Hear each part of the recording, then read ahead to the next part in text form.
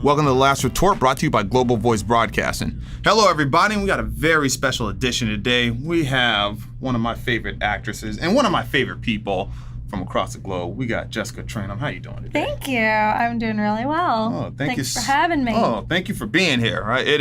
You were brave this heat wave to come see us, and we have a lot of things we want to talk about. Great. All right. So, a lot of people may know you. You've been on Taj.0. You've been on the Jim Jeffries show. Mm-hmm. Like, how are those experiences first and foremost?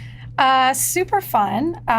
With Tosh, we did a short little sketch, and it was a lot of fun. And then with the Jim Jeffries show, he did a segment on NFL cheerleaders, and so they invited me to come on. We did like a sketch with him, and then afterwards, I was on the podcast, and he's super nice, like real funny as hell, and then he's also a super nice guy. Yeah, and he has an Australian accent. He does. Yeah, those people, they just sound better. Oh my! Like, I love Aussies. I've never met an Aussie that I didn't love. Yeah, they're happy. Here. Good on you, mate. Like they're always in a great mood. Yeah, constantly. They are. Like I've legit had someone come up to me from like Perth or something like that, and that's where he's from. He's from Perth. Okay, yes. All right. Yeah, like I famously don't like red meat, right? But I had someone come up to me. Let's go to a steakhouse, and I was like, yes, all right, let's do this, right? Yeah. Outback. You want to go to the Outback Steakhouse? Get a bloomin' onion. They really love that. They love it when you say that. Yeah, like shrimp on the bobby. Yeah. Yes. Exactly. Like I get a lot, and they love that. Yeah, they're the best. And I've seen Jim like multiple times, and he's just a riot. And I watch everything he has on Netflix. So how does how would you kind of compare doing the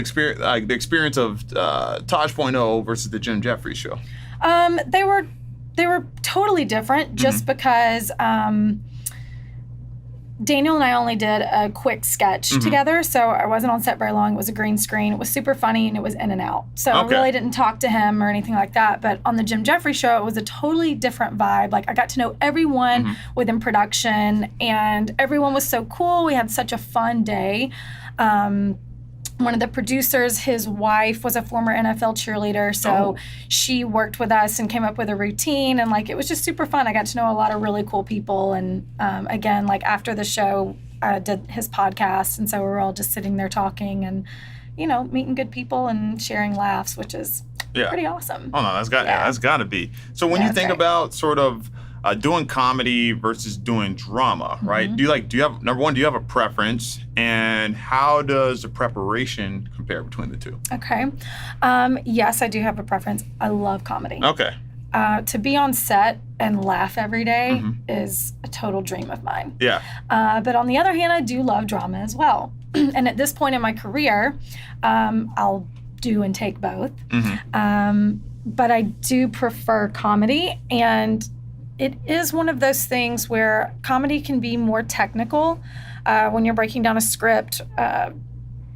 Maybe not more technical, that's not the word I'm looking for, but there is, timing is everything in comedy. It really is. And either some people have that and some people just don't, and they can't figure that out. Yeah. So I do think that it's something that if you know that and you can work that and you know that rhythm, it's really cool to put stuff together. So I do prefer comedy, but again, I also enjoy the dramatic, real side of things too, because, life is both comedy and drama. No, true. Yeah.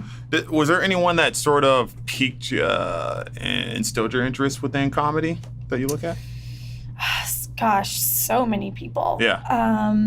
Right now, I go and I watch a lot of stand-ups. Elijah Scherzinger is hilarious. She's great. She gave me a high five at the Comedy Store once. She's amazing. Yeah, she's the best. I'm in love. She's so funny to me. I think she caters a lot to like girls' humor and how we really are, and she's so funny to me. I don't know, like so just different shows. Like one of my favorite characters is Jenny from The League. Okay, yeah. Like, I love that role. I would love to play something like that. So we need to do a remake of The League with you. Yeah, just like a guy's girl, like she was always a cool one. I love that. My number one show of all time is The Office. Yes, there's nothing funnier to me, the American version. Yeah. Were you a Pam fan or? I loved everyone. Yeah. Like, just when you say, like, oh, I love Pam or I love Dwight, like, then, Michael Scott is one of the best characters ever to me. So The Office is, like, a huge influence, and just, sort of dry humor. That's sort of my style. But, yeah, so... All right, right on. So now you've been racking up the acting credits too, so I gotta shout out to you on that. Thank you. I'm trying. Oh yeah. You're doing. Hard out here. Yeah. Hard out here for an actor. And she sings. Look at that. Can we get you to do a musical? You have to do it all in this city. You really do. Did you grow? You're from the South. Did you grow up singing or like a lot, like in churches? Baptist churches? Not really, but the first time I sang in front of anyone was at a pageant. And my parents were like, what are you going to do for your talent? I was like, oh, I'm going to sing. Yeah. They were like, okay. My mom was like, can you sing? I was like, I don't know. You're going to find out. Yeah. So I sang Via Dolorosa, which is a song about Christ's walk to Calvary, but it's sang half in Spanish, half in English. Yeah. So did you grow up knowing Spanish, or you just knew the words to that song? I studied it we had to take it in high school, either that or French, and then I really enjoyed it. And I took it 2 years at Auburn, but I had so much going on when I was in school at Auburn, going to Atlanta and back and forth, that I couldn't really keep up with it. Yeah. So I had to stop with it, but I should have went to a Pac-12 school. They all know. Baby. They all know Spanish in the Pac-12 schools. Like, yeah, you would have got to go to Arizona and California. I'm happy with Auburn. No, we love it. War Eagle. Eagle. Do you have a favorite? Auburn alumni? Bo Jackson. Oh, okay. Yeah, that's a great one. I mean, he's just phenomenal athlete, you know, and so talented. But I also love my boy Cam. Yeah. Were you there when Cam was? He came the year that I left. Oh, what? Yeah. So you were the reason they weren't winning national championships, and as soon as you left, they started winning, right? No. Yeah, it really sucks that he came the year after I left, because that would have been super fun to be, still in college with Cam Newton, because he's also an incredible athlete himself. Yeah. But what was really cool was my first year here in LA was when we played in the national championship. Yes. Yeah. So it was Auburn and Florida State people all over the Venice Boardwalk here in LA. So all my friends came out, and that was super cool. That'd be great. Like, see, I can't fathom that, since my school doesn't make bowl games or anything like that. Where'd you go? I went to the University of No Talent. It's called UNT, University of North Texas. There's no bowl games, and certainly not a national championship. Bless it. Yeah, kids in Texas would say, I don't want to play college football there. I'd rather give up football altogether. So, it's bad. So sad. It is bad. So now, so speaking of, all right, sorry, UNT. UNT, stop sending me stuff too. So speaking of the SEC, you were on the show called The Glades, right? That was my first acting television acting credit. All right, so that show has one of my favorite people, Taylor Cole. I don't know what else she's in. I think I saw her guest star on a bunch of things, and I want to say she had a few series that flopped and everything. But so that's how I came to know The Glades, and then so that was your first acting credit. How do you, number one, must have the best agent. How do you score that? I was living in Miami, and that's where I started. Yeah. It was crazy. So I moved to Miami, and I was like, I'm going to get a talent agent. I'm going to try this whole acting thing, see what happens. Yeah. There's a ton of commercials that are shot in Miami, but there's not a lot of TV and film. So I had auditioned with this casting director who was casting Glades at least 10 times. Oh, wow. At least. And she was just for that role. Yeah, okay. For the show. Wow. And she was like, it's only a matter of time before, I get you on the show, whatever. Yeah. So then comes a one-liner, and I was like, I know that this is going to be the role that I finally book on the show. It's going to be one word, and it was Aaron, saying my name. I'm like a drunk party guest, and at a wedding shower or something, and the detectives come in because they're interviewing this girl who killed someone or whatever. Yeah. And he's like, who brought this pink lace nightie? And I'm like, Aaron. So that was my first debut on the camera. That is great, Aaron. All right. So will you get a tattoo that says Aaron, since that's No. No, none of that. No. But it was so fun, and being there on set, seeing how fast-paced and how you have to be on it. Yeah. I loved that. I think I worked well under pressure. Yeah. And I just love the fast-paced environment and how, like, you get one or two rehearsals and they're like, okay, camera's up, like, we're ready to go. Like, you've got to know your stuff. So I saw how that goes compared to film, which is, you can take your time a lot more and, you have a lot more sort of freedom to not worry about those things. But television is a writer's medium for sure. And so, you've got to be on. And I like that pressure, actually. So, yeah. Okay, right on. Now, you did a short, it was called 30 Cuts Deep, all right? How would you kind of compare that experience, right? You got a short versus you doing being an episodic production, if you will. That was a really quick role. Yeah. And it was super fun. Again, like, you have more of a freedom just kind of be like, oh, well, why don't we try this? Or does this feel right to you? The director is kind of working with you more one-on-one and you're, you have a lot more freedom to play, I guess, than you do in television where, we got to get this scene shot. So make sure you know your words and, like, they might give you a few notes. Yeah. But I don't know. I like both, actually. But I really like the fast pace of television. Yeah. And that's what I've done more of out here for sure. So if you had like a crystal ball, right? Be the lead on a hit TV show or leading actress in film? I'll take what I can get. Well, of course, but you have a crystal ball. You're not just taking what you can get, right? If I was the lead on a cool Netflix show, like, Mama would be happy. Nice, right? Yeah, all right. Yeah, So I can't complain. Yeah. I love how it's going. Yeah. And I do. I'm so excited. Like, I've been here 5 years this week. It's my 5-year anniversary. Right on. Oh, happy anniversary. I'm so happy to be here. I love this city. Yeah. LA is great. And people are like, oh, but what about the traffic and all this stuff? I'm like, screw all that. Like, there's traffic because so many people want to live here because it's an amazing place to be. You're surrounded by artists. The city is alive and it's vibrant. And you've got all these people that come here to do something. Yes. And go against the norms. They're not, sitting back home, popping out 5 kids and just, like, working at the bank and being like, oh, man, I wish I could do what you're doing. It's like, I'm not doing anything that anyone else couldn't do, but I chose to take risks along with a lot of people in the city, and I think that's super cool. And I've met great people here, and the industry that I love is here. And, I've been here 5 years, and I feel like it keeps getting better and better, so I'm definitely looking forward to, everything else. The best is yet to come. I'm excited about that. Well, no, we're definitely excited for you, and we're lucky to have you. 5 years now. Yay. Killing it in the productions and all. Now, So before you got into film, though, and sort of got into acting, you hit it hard as a cheerleader, right? Right. That was definitely my stepping stone into this industry for sure. When I was a student at Auburn, so my first 2 years of college, I went to a smaller university in Columbus, Georgia, Columbus State, and I was a cheerleader there, college cheerleader. Yes. I transferred to Auburn because I wanted to graduate from Auburn.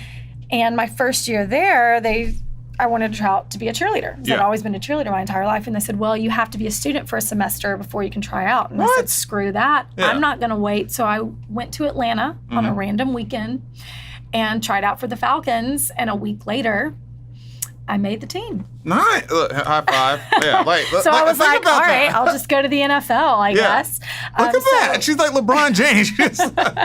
College is being whacked. You go pro. I was cheering for the Falcons. And so I did that for 3 years. And when I graduated, I wanted to experience a different team. So I moved to Tampa, tried out for the Bucks, made the Bucks. Did that for a year, worked as a paralegal, and quickly realized this is not what I want to do for the rest of my life. Sit behind a desk, drafting motions for judges, blah, blah, blah. So then I was like, I've done all this cool stuff, cheering. Maybe I can just move to Miami and get a talent agent and see where that goes. And that was my way in to get an agent, was all the stuff I had done with the Falcons, Sports Illustrated, magazines or whatnot. And that kind of, got me into the industry for sure. No, that is awesome. I got a bunch of things I need to ask you about cheerleading. Okay. But first, so how would you rank these cheerleaders? Minka Kelly from Friday Night Lights, the greatest of all time, that's like leading, right? The greatest of all time, Kelly Kapowski, Gabrielle Union, and Kirsten Dunst from Bring It On.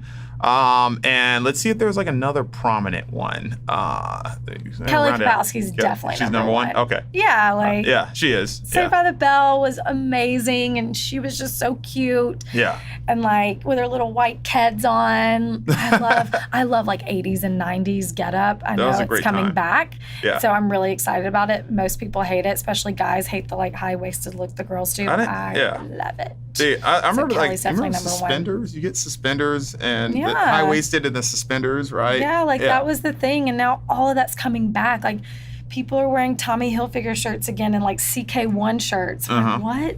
I still have CK1 cologne from like 1992 out at my dad's house. No joke. Yeah. I just keep it. I'm like, this is going to come back, and it has. I will rock the Karl Kani and the FUBU then. There you go. Yeah.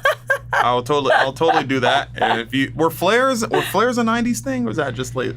I think early so, 2000s right? Or what? Like maybe like late 90s, early 2000s. Okay, yeah. All right, so Kelly Kapowski is the... Yeah, she's definitely numero uno. Bring It On was great. Of course, I watched it like, so many times. Also, gosh, what's the movie? How funky is your chicken? How loose is your goose? What She's cheer good at movie this, is y'all. that? It's the vampire movie. Oh, is it Buffy the Vampire Slayer? Yes, the Buffy. Movie. The movie with Kristen Christy Swanson or Kirsten Swanson or something. Maybe I don't remember her name. Something but Swanson. About, that's how they started off. And Luke Perry was in it too. Yes. That one. Yeah, that one. 90210 should have had cheerleaders. I don't know why they didn't. Yeah. Yeah.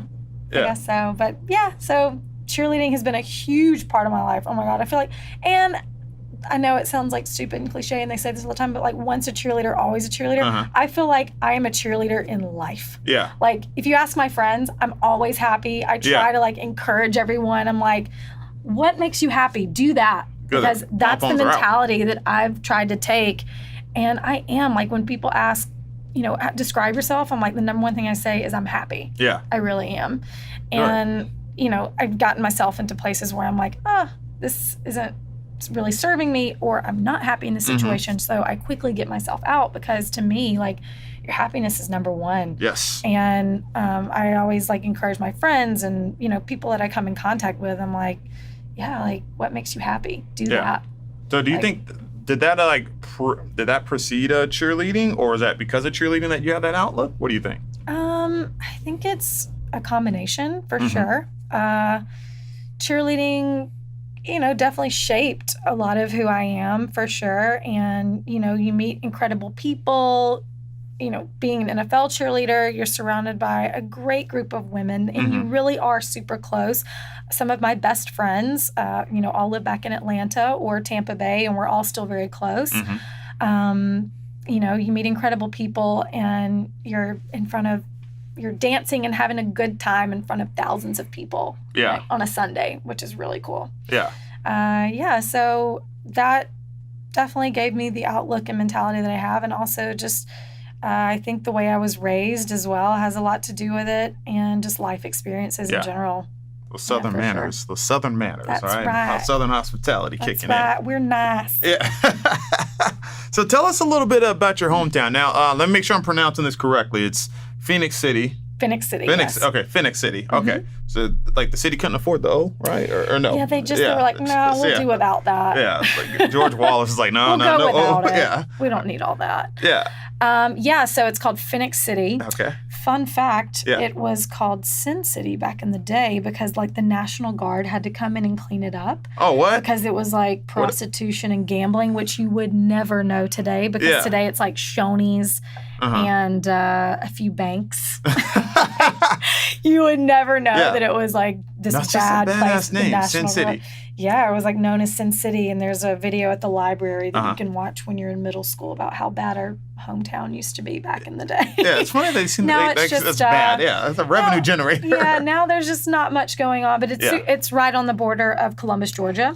You go across the Chattahoochee River. Ooh, the Chattahoochee. That's some country shit. Chattahoochee. Yeah. So you just cross over the Chattahoochee River, and you're in Columbus, Georgia, which is a big city. Yeah. It's like an hour south of Atlanta. So a lot of people work in Columbus, and we would always go out in Columbus because there wasn't much to do. In high high school, we would sit in the Burger King parking lots or the Piggly Wiggly. Yeah, that's what we did every weekend. We'd sit in the Piggly Wiggly parking lot and drink until the cops came and ran us off. Southern. And then we would go to Burger King. That is great. That's all there was to do, like small town Alabama. Wiggly. Like, yeah. Is this Piggly Wiggly.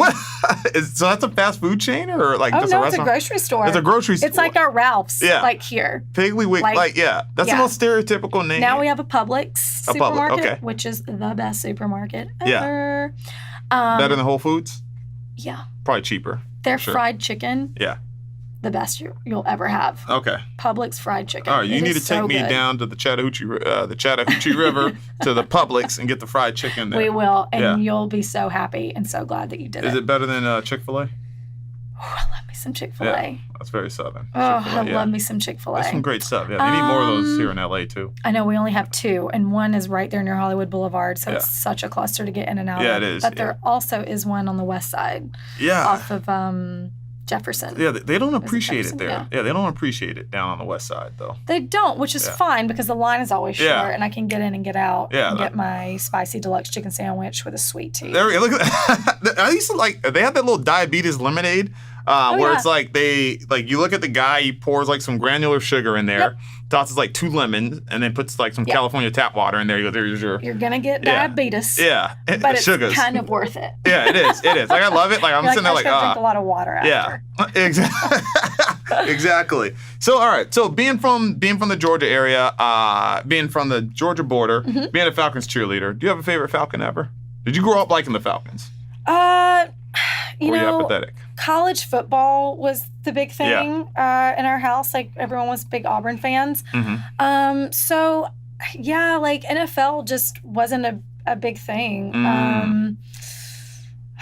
Favorite Falcons. Did you end up with one when you were cheerleader for the team? Yeah. Did you have a favorite Falcon that you like? Hey, I take a shine to this person. I always enjoyed Reort Dunn because he seemed just like a really nice guy. He did a ton of stuff for the community, which was really cool. And he just seemed like a good guy. Yeah. I didn't really know him personally, but you know, every time he was out and at events when the cameras weren't on or whatever, I mean, he's talking to everybody. He's like Charles Barkley, you know, he's like Charles Barkley, who's one of my favorite Auburn people too. Yeah. Like I've met him numerous times. It goes Charles. He's great. Yeah, he's so great. I don't know why I didn't think of him when you asked that question earlier. Well, you were thinking about the cam. God, I love Charles, man. He's so funny and just, you know, he never turns down, you know, a picture with anyone. He's like, yeah, come on. And you can tell like that it's going to get annoying after a while. But Reort Dunn was really cool. I really, I thought he was a super nice guy. That's a very Southern name, Warwick. It is. Yeah, Warwick. It is like Warwick Wayne. Warwick Wayne, yeah. He was on the Buccaneer. I think he was on the. He was. Yeah, he was. Yeah. Yes. Right. So when I cheered for the Bucks, my last year cheering was 2008, 10 years ago, which is really hard to believe. I feel super old when I say that. But you still look like the age you would have looked in 2008, though. Thanks. So yeah. Well, I was a baby. I was the youngest on the team when I cheered for Atlanta because I was still in college. Yeah. So I made the team when I was 20. Was anyone throwing shade? Like, hey, this is 20-year-old, right? No. All the girls were actually like, oh my God, you're such a baby. Yeah. And I was like, but now I'm like, I was a baby. Yeah. I look back, I had long blonde hair.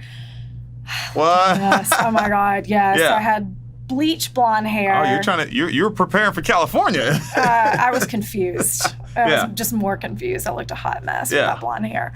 But how long was the hair blonde for? Like all of college? All of college, most of high school, all of college. And then when I made the Bucks, the coach was like, is this your natural color? And I told her no. And she was like, okay, we're going to get you back to natural. And I've been that way ever since. No, the brunette looks great on you. Obviously, it's a natural, right? It's not to say that you look bad as a blonde, right? But I think the brunette fits you. It makes you much more striking. My blonde hair. Oh, and she does? I look at pictures and I cringe. She does. Oh, nice. Okay. All right. So that's why. She does. Maybe. She's like, you look more like me with your blonde hair. That's why she likes it. When I was growing up, brunette was a thing. Big part of it because of Kelly Kapowski and all. But and brunette was a thing. And then like even though I grew up in California where everyone's blonde, it just seemed like brunettes got a little bit more love, particularly someone from close to your neck of the woods, Julia Roberts. Yes. Yeah. Oh, she's amazing. Do you find her as like an inspiration being from that region of the country? And sure. Yeah. Not only the fact that she's from I think it's Smyrna, which is basically Atlanta. But gosh, her career is just like, if I came even close to having something, like her career would be a dream come true.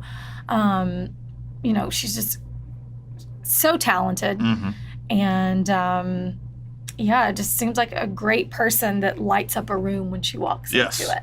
Yeah. And then you see pictures of her and her smile, like, she's known for this big smile. I think your smile can rival hers, though. Oh, thank you for saying that. Yeah, I think our audience would. No, I think so. I think so. Right? She's just, like, that's really cool when someone can just make people feel good just by their presence. Yeah.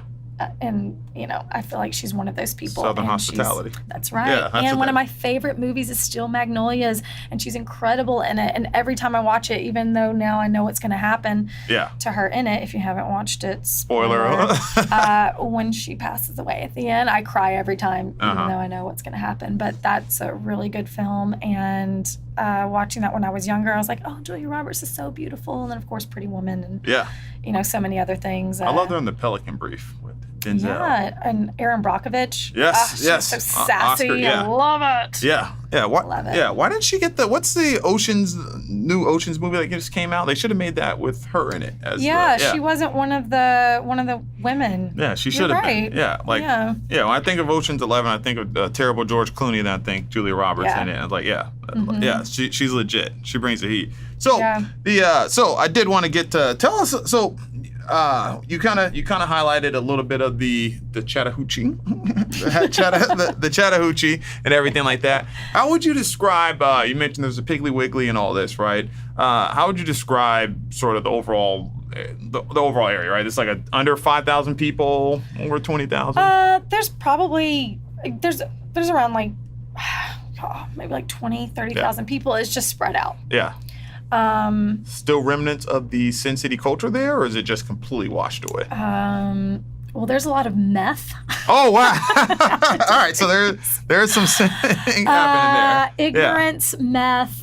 Wait, you said ignorance and meth? Why? Okay, let's get on the ignorance part. What do you mean? Like ignorant towards me, or? No, just like towards everything, really.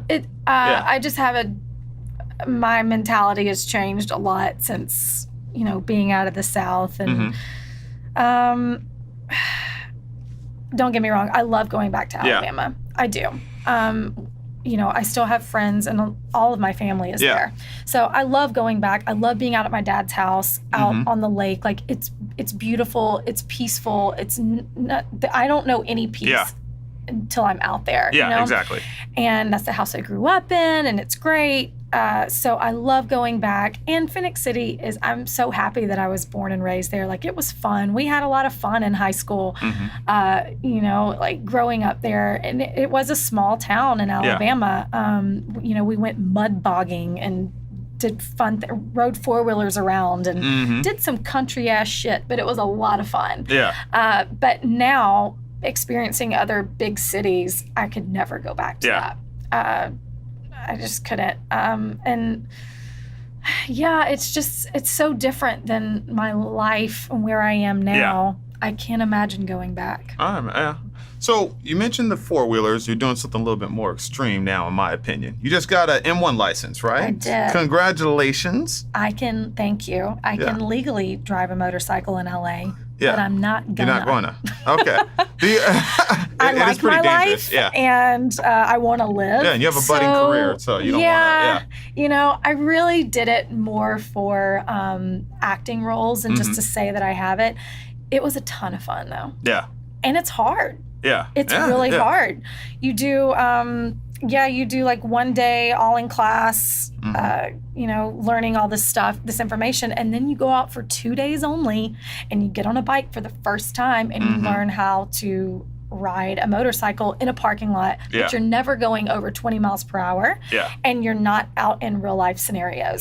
So I asked the instructors, I was like, do people just get this license and go and ride? He was like, unfortunately, yes. And that's why so many people get in crashes, get hurt, or die, because it is hella dangerous. It is, Oh my God. Like, no. I would take if I wanted to get a bike and ride, especially in LA, I would definitely take the advanced course and probably a course after that with my bike, getting to know it. Yeah. But it was super fun, though. Yeah. It really was. Do you have a favorite type of motorcycle? Like if you went into, let's say that you did take some advanced courses, you go, you know what? I want to give this a try. What type of motorcycle would you get? A couple of friends of mine have Ducatis, which are super fun. Oh, you're just getting after it. Scares the hell out of me. I'm like, this thing is so powerful. I am like 115 pounds. Like, I can't handle this. Yeah. And even they had me on like the small Honda bike, but it's still like, it's like a 400 and something pound bike. Yeah. And it's scary. Yeah. And you're not really protected. I mean, what you're wearing is your only protection. So if I were to get, I don't know, the Triumphs are really cool too. Okay. Those are pretty badass. A couple of friends of mine have those as well. But I've ridden on the back of a Ducati a few times, and those are super fun. Yeah, like Blade. Blade, yeah. I feel like a badass. Yeah, that is. Yeah, I saw the pictures on the Instagram, right? I was like, okay, she's killing badass. it. Yeah, look like Catwoman. What's it, Anne Hathaway and. The T-Mobile girl. Right, but I go for all these like badass roles because people are like, oh, your arms are cut. You're going to go for the athletic girl. You got those Michelle like, Obama arms. Look at that. So I'm like this Michelle Rodriguez type character a lot of times when I go in for auditions. So I was like, all right, well, it can't hurt to have my M1 license. That way, if they say, hey, are you comfortable on a bike? I can be like, hell yeah, let's do this. Yeah. Which I would. Oh, I love it. Yeah. So we need a Dark Angel reboot with you in it. Sure. Right. Yeah, you can replace Jessica Alba's. Absolutely. Yeah. Let's do get it. that. Yeah. She's got kids now. She should tend to the children. Leave it to the other Jessica. She should focus on the honest company, right? Let's get you to make the show better and make it last longer than 2 seasons, and you get to ride a motorcycle. All right. I would love that. Like new new motorcycle intro every episode. Yeah. That's what we want to see. It's So like badass. Someone else is a badass that I know that you like. That's Janet Jackson. Oh, hell yeah. Yeah, you went to how many concerts of Janet's have you been to? Only one. Only one, all right. But I will tell you, hands down, best concert I've ever attended. Yeah? She was amazing. She brought the heat. This was last summer. Okay, yeah. And I feel like it was great. For so many reasons. One, she's like 51, just popped out a baby, and she's up there doing everything like if she's 22 again. Yeah. Up there with the dancers, keeping up, like put on a phenomenal show. She's just a great entertainer all around. Her voice still sounds incredible. She brought all of her dancers out from all of her former tours and introduced them. This took like 30 minutes. Yeah, she was like, this is and you could tell it was all like improv. She didn't have it written down. She was like, this is Keith, and he's been with me, you know, since 93, and he's a phenomenal dancer. And she introduced every single one of them. That's why I feel like this was probably her last tour. Just because, she's 51, she's had a child, and things change. But how hard did you dance? I never sat down the entire time. Yeah. A friend of mine took me, and I was like, thank you so much for bringing me to this. Yeah. Everyone was up off their feet having the time of their lives. And like, you just look around at the sea of people. It was at Hollywood Bowl, which is a phenomenal venue. And you look around, you see everybody, and everyone's just so happy. I was like, this is great. Like, thanks, Janet. Now, what's your favorite Janet era, if you will? We'll go song, actually, because what's your favorite Janet song? From a friend today, and she said you were in town. Oh, look at that. She's bringing the heat. Look at this. Listen to this. Let's get her in a musical. I cannot compare to Janet, but... Can we get you to play her in a movie? She has... I know it'd be a stretch, but that's how you win Oscars. I don't know if I would look like Janet. Well, I mean, if someone asked me, hey, you want to be Janet? I'd be like, hell yeah, I want to be Janet.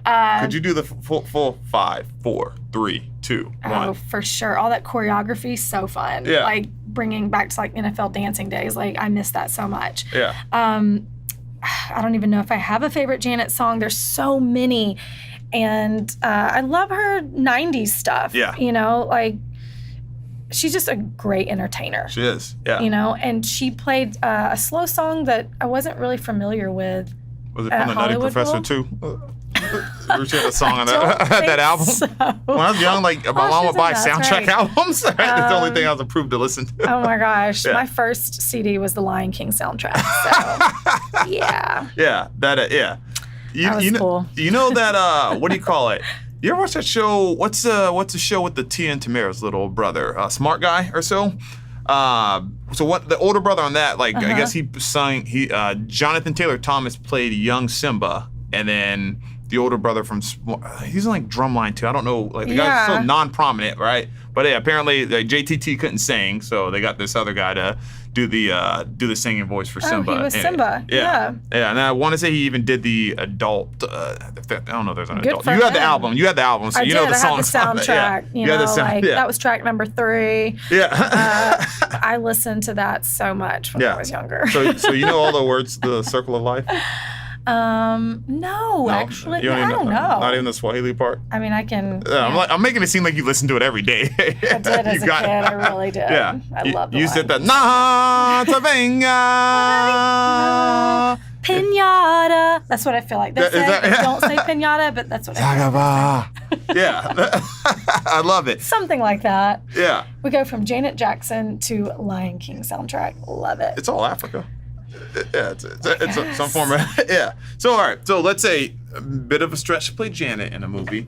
You have a great singing voice. Is there any artist you really love to play in a biopic? Maybe like J-Lo. Oh, okay. I love J-Lo. All right. You have the tan. Thanks. Yeah. Don't have the ass for it, but. I'm not allowed to comment on that. Yeah, I'm not allowed to comment. She's also another great entertainer. Like, just you watch her and you're like, oh, she's so fun. Yeah. She has a great voice, and she played Selena. Mm-hmm. And wow, she was incredible as that. She's in a great movie, Out of Sight, as well, with George Clooney. I didn't see Out of Sight. Oh, we're gonna. See, I was gonna say we're gonna get you the Blu-ray, but people have told me I'm old when I suggest that, so we're just gonna get you the digital download. Yeah, I don't have a Blu-ray player anymore. We're gonna get you. Yeah, I think it was her. I don't know, second or third role. I feel like she did like a few bit parts. She's a phenomenal actress. Yeah, she is. She's just an all-around badass. Yeah, so she's skilled. I would love to play her. All right. Who else? What would you call the biopic? Ain't It Funny or I'm Real? Or Love Don't Cost a Thing? Yeah, maybe I'm Real. Yeah. Maybe I'm Real. Who would you want to play Ja Rule in the J-Lo bio? No, who plays P. Diddy and Mark Anthony in the biopic? Who would you want? Gosh. Yeah. You play J-Lo. Who plays Diddy and Mark Anthony? Mark Anthony is so interesting to me. I don't know how he pulls women like J-Lo. I mean, I do. I get it, but it's Puerto Rican with an accent. That'll do the trick. I don't know. I don't even know who could play him. Like, I don't know. He kind of bothers me. He does? Okay. Yeah. Well, all right. So we'll skip him. Like, we'll skip that part of her career, and we'll go with from Selena, then the Diddy relationship. Who plays Diddy? Michael B. Jordan? Oh, he'd be good. Drake? Oh. He got punched by Diddy, though. If I could be in a scene with Drake. Yeah. Let's go. I love him. You love Drake? I do. Yeah. He's great. He's one of my favorite rappers, for sure. It's more of a stretch for him to play Diddy than it is for you to play Janet, though. You're like closer in tone to Janet than he is to. I don't know. Yeah. What if you threw in someone like Flavor Flav? Yeah, to play. You want? Yeah. Fine. Like, let's just make this fun. Flavor Flav play Diddy. Yeah, it's I actually met Flavor Flav in Vegas on a craps table, and that was so fun. Yeah. Actually. Oh, it was on a craps table with Flavor Flav and his. I think it's his wife now. That was girl a ton from Rocky of fun. IV is his wife, right? I don't know. The lady from the he's on what's the reality show? Maybe this Surreal was Life? his girlfriend. Okay. I don't know. All right, because I remember like he had two reality shows, and he was like he with had Flavor of Love. Yeah. Okay. Yeah. Sorry. So it wasn't one of them. No. Okay. All right. Nope. Yeah. Didn't know who this woman was at all. Okay. All right. Yeah. All right. Yeah. I just knew he was like dating the villain's girlfriend from Rocky IV because of the reality show, okay, and then yeah. but this was years ago, so I don't know what's happening. It definitely was not her. Okay. All right. Yeah. And then I think he chose a girl who like played basketball or something. Oh, he's in the Mark Anthony tier. How does he get that? I don't know. I can't remember, but yeah, Flavor Flav. He'd be a wild card to throw in there. So yeah, So now, being in LA and being an actress, and especially within this day and age, like you see a lot just from like TMZ, Facebook, and different award shows. You have a lot of celebrities and actors and actresses who are speaking out on different political and social issues. Do you kind of ever feel like you're put in a position where you have to do that? And then is that something that you like to do? I haven't felt like I'm in a position where I have to do that. Politics, don't really care to get into it just because I feel like it's such a mess right now. That's true. But one thing that I really care about is the ocean and reducing our use of plastics. Right on. I think it's really important now, and people are becoming more and more aware of it, which is really cool with social media.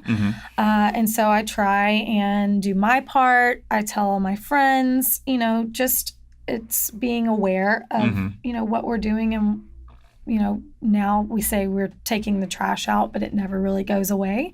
Everything that we throw away really doesn't go away ever. And I'm a scuba diver. And nice. That really got me into... So motorcycles, scuba diving. I enjoy the ocean so much. And I think that's what started it for me, like really caring and seeing that was...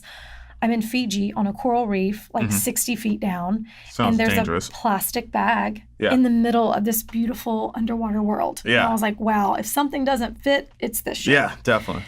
And so I started, seeing more and more of that. And I'm like, wow, we're ruining our planet, our oceans, and we're dumping things into the ocean, which the fish eat. We eat the fish. So now we're ingesting all of this plastic.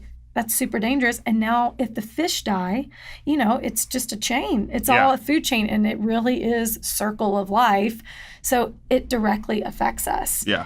And that bothers me so much. Bothers me too. I'm like, how are we just now becoming aware of all of this? So, I try and do little things. I do a lot of beach cleans. Heal the Bay is a great organization on the west side. They put on a lot of beach cleans on a monthly basis. They put on from Santa Monica Pier, Venice Pier, Huntington Beach. They're kind of everywhere. But it's also really therapeutic to just go and just walk the beach and pick up a little trash here and there, or when you're out there with your friends and you see it, just pick it up.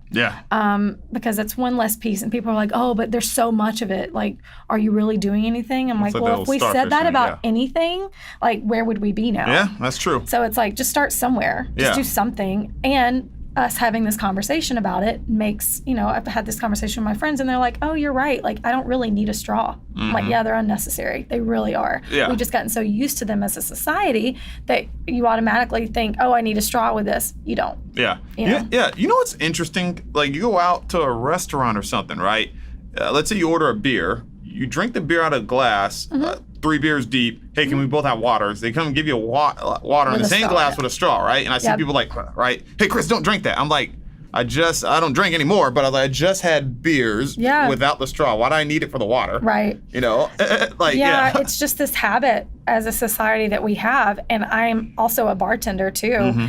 And you get into the habit of a certain way of making drinks and it becomes routine and you just throw the straw in there.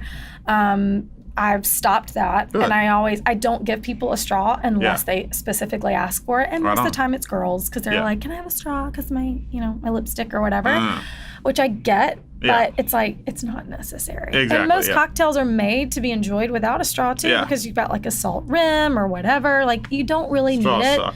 They do. Yeah, they're weak. Stop sucking. Yeah. Straws are for there's cowards. A lot of Leonardo DiCaprio is huge. Big environmentalist. Huge.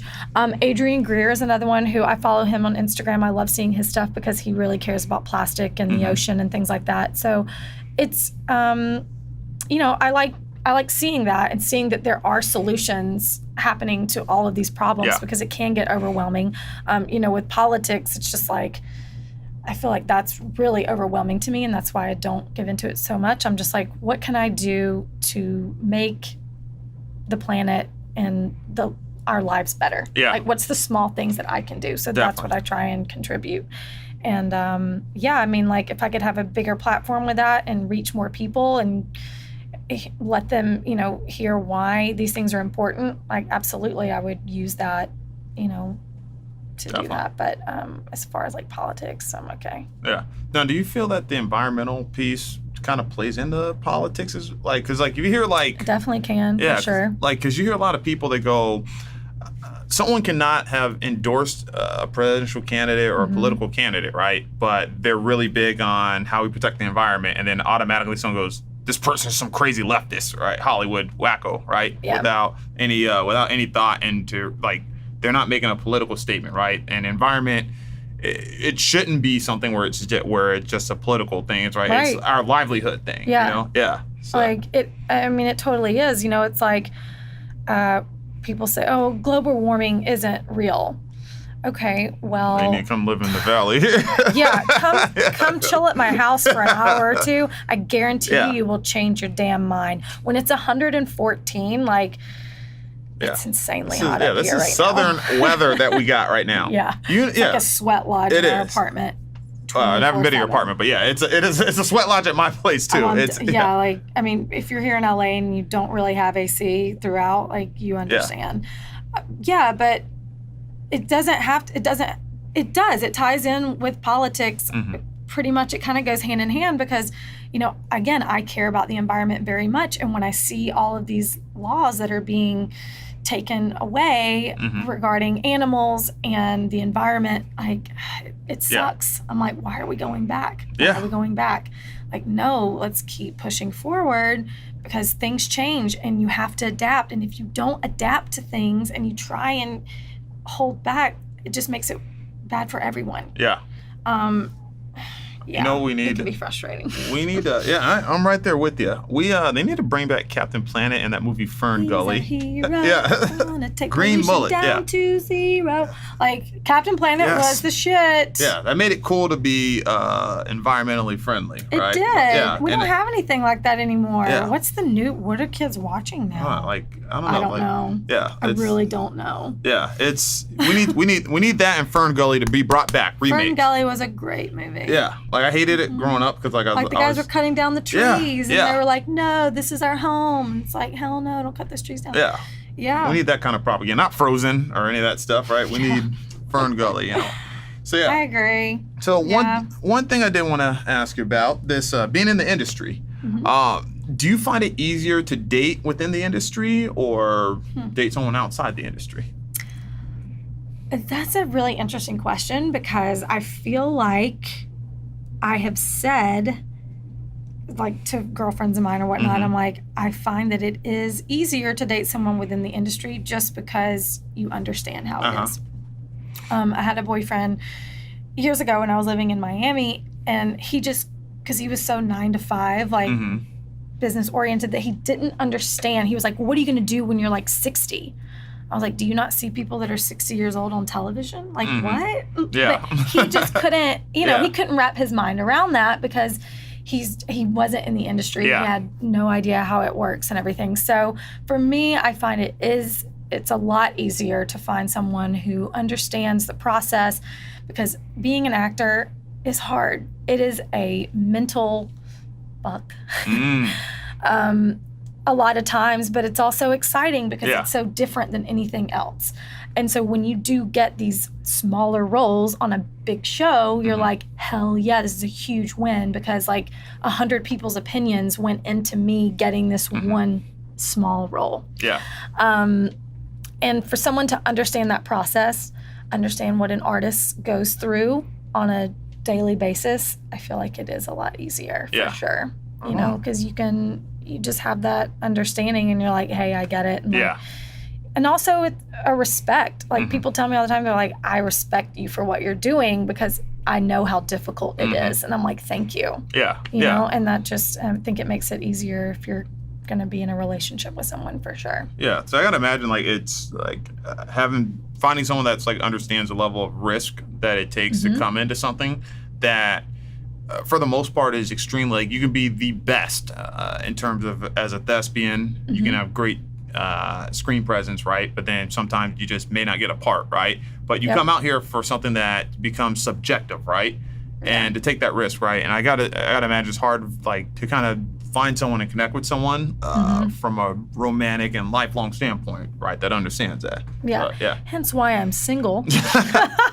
Well, we just got a few more viewers and a lot more likes, and yeah, we're gonna get a bunch of comments now. Yeah. No, it is, and again, I'm just so happy here. Good, though, yeah.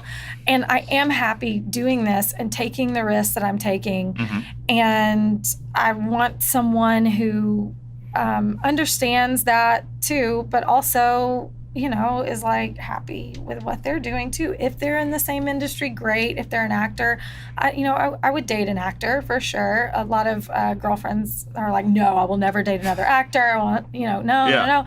But, everyone is different. Yeah. And you can't say that just because of one person. Yeah. I could say, I never date an architect ever again. Yeah. No. We just need to get Drake here for you. That's all that is. All right. Yeah. Okay. So you have an upcoming project. What can you tell us about that? The next thing that I think I am diving into is called Rogue Warfare Trilogy. Ooh, okay. It's sounds like a video game or something. Yeah, it's this. So the guys, the director and the producers shot 3 movies at one time, and it has to do with like the special military team that comes in to fight terrorists. Okay. And it was all shot here and around LA. It looks really cool, and I think they're going to bring me on as maybe like a journalist or something in these films, which would be amazing. Yeah. So we're sort of Katie Couric on. Yeah, we've been talking about that, and I think they're going to have me. And I would love to be a part of something like this, like super fun. I mean, I went to college for news reporting. Thought that's what I wanted to do. Okay. I went and interned and quickly learned that I would hate to have that job. Yeah. But I've noticed, I was like, I'm very comfortable in front of the camera. And they were like, yeah, you're great in front of the camera, but if you don't love hard news, you're going to hate this job. And I was like, okay, got it. So I didn't do that.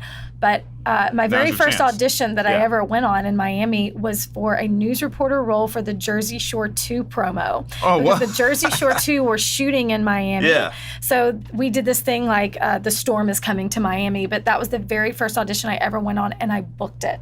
And I was like, I felt like that was the universe's way of saying, this is your path. Yeah. This is where you should be. I also booked my first audition when I moved to LA. So it was like, okay, like this is my thing. You got some great skill and a lot of great luck on your side. I love it. Yeah, like I feel like, I just feel like, the universe is like, hey, you're doing it right. Yeah, right on. I tell myself that.